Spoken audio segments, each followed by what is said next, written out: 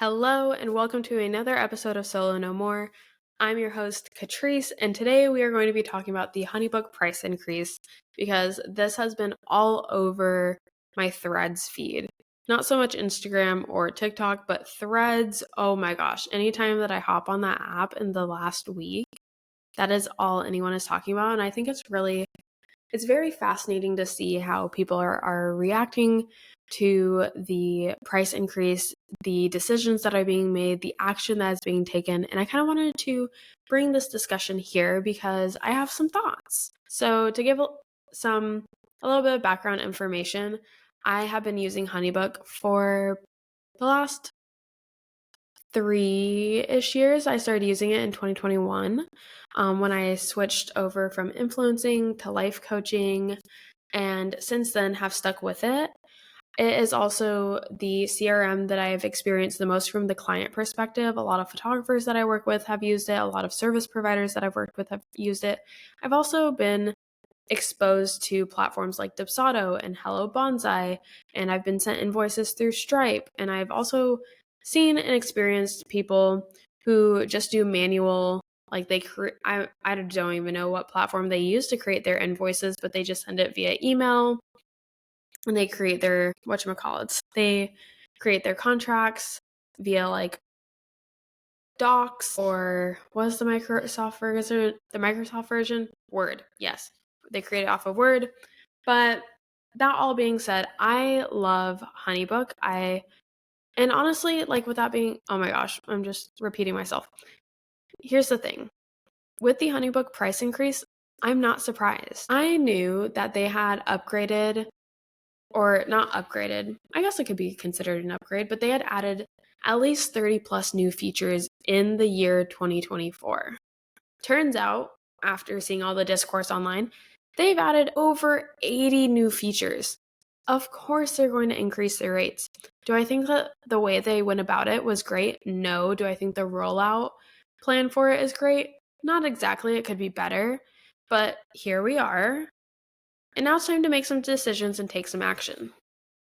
And that's what I want to talk to you about, is that if you are someone who uses HoneyBook and you're kind of sitting on the fence of whether or not you should jump ship, here are some things I want you to think about. One, I want you to think about your time and your energy.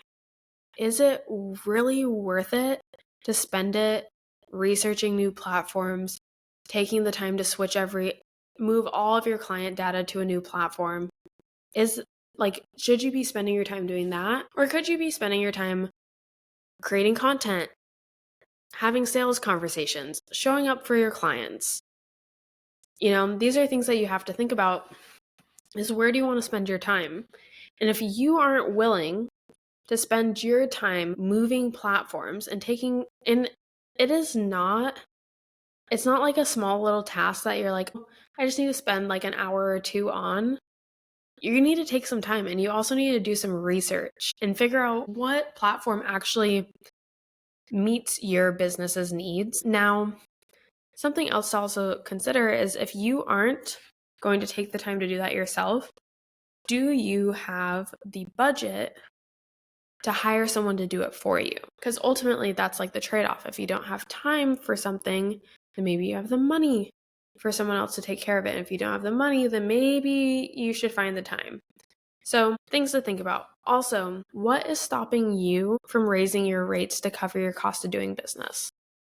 Because ultimately, at the end of the day, HoneyBook is just a cost of doing business for like someone like me. My business is so integrated into HoneyBook. My membership programs are literally automated onboarding systems set up through HoneyBook. I do not have the time to go find a brand new CRM, get it set up, and then have it ready to bring in new clients when I know that I want to spend the next week trying to get more clients into my membership. Because ultimately, while I'm setting up the new system, HoneyBook is still up. People are still signing up through HoneyBook. Then I have to transfer them all over to this new system while I'm transferring over past clients or current clients. That's a lot of work. That's a lot of time. When I could easily just go, and you could easily just go raise your rates. And you don't have to raise them a bunch, because ultimately it's not like HoneyBook is saying you need to pay $100 a month for their platform when you have their starter pack or their starter subscription.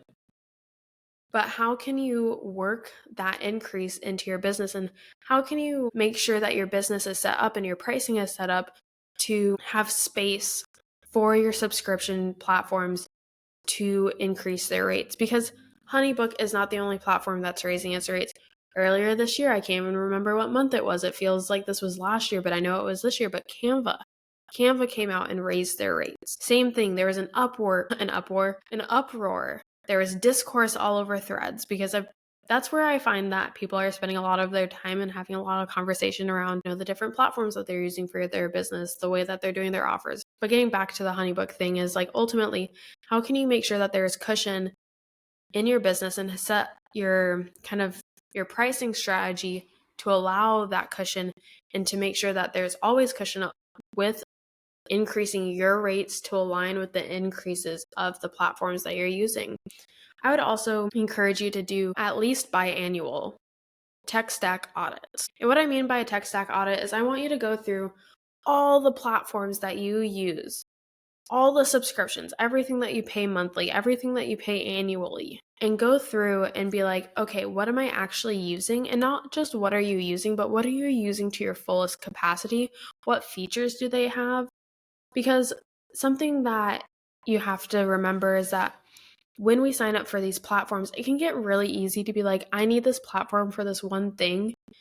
And you don't really explore it more than that, or you don't really look into how this could better your business even more. Because ultimately, here's the thing is, if you are only using HoneyBook to send contracts and invoices, like that's all you're doing and you're manually doing it all, of course you're going to be so freaking frustrated when they announce that they're increasing their rates, because you're doing the bare minimum with their platform when their platform is capable of so much more.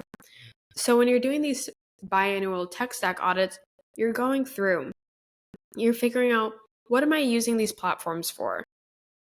What are these platforms capable of? Can I consolidate anywhere? Can I cancel a subscription? Maybe you're paying for a subscription and you don't even realize it, because you signed up when you really needed it and now you no longer need it. And it's just kind of been pulling money from your bank account month after month or year after year. I had that happen to me because I had 2 Stand Store accounts, and I was paying for one on a month-to-month basis, and I paid for the other on an annual basis. And recently I did a tech stack audit.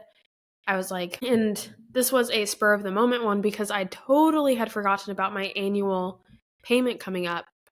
And when it got pulled from my account, I was like, holy shit, I just lost like $300+. And I realized and not even did I just like realize, but I did some thinking, and I was like, do I still actually need 2 Stand Store accounts? And I realized I don't, and that I could consolidate to one and get rid of the other.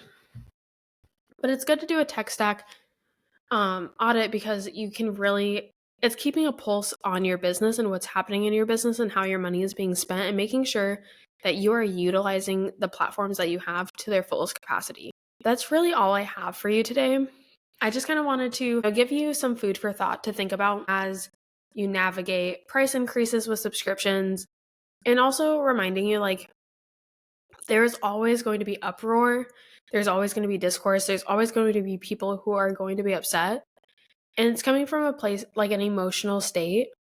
But you have to think logically. As a CEO, you have to think logically about what is best for your business. And ultimately, like for me, it makes 0 sense to jump ship from HoneyBook, because I can just increase my rates, and ultimately, I don't have the time or energy to make the switch, and I don't want to allot my budget to that. I would rather be spending it on a sales copywriter and spending it on a content assistant. So these are just some things to think about, and I will talk to you next time.